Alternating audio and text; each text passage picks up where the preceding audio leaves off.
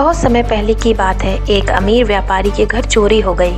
कई कोशिशों के बाद भी न तो चोर का पता चल पाया और न ही चोरी का सामान मिल पाया। परेशान होकर व्यापारी शहर के काजी के पास मदद के लिए पहुंचा। काजी ने व्यापारी की बात सुनकर उसके सभी नौकर और नजदीकी मित्रों को बुलाया। जब सब इकट्ठा हो गए तो काजी ने सबको एक एक छड़ी दे दी। सभी छड़ियां बराबर थीं। फिर काजी बोला, इन छड़ियों को अपने घर ले जाओ और कल सुबह वापस लेकर आना। ध्यान रहे, जो चोर होगा उसकी छड़ी एक उंगली के बराबर बढ़ जाएगी। बेगुनाह की छड़ी वैसी की वैसी ही रहेगी। यह सुनकर सभी लोग छड़ी लेकर अपने घर चले गए। उनमें से असली चोर भी था। घर पहुंचकर उसने सोचा, अगर मेरी छड़ी सुबह काजी के सामने बड़ी हो गई तो मैं तो पकड़ा जाऊंगा। बेहतर यही होगा कि मैं इसे अभी ही एक अंगुली काट दूं।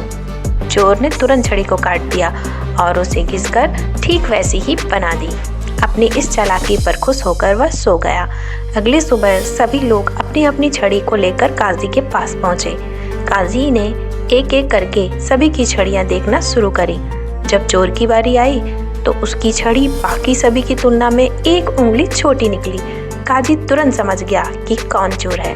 काजी ने चोर को पकड़ लिया और उससे चोरी का सामान भी बरामद कर लिया।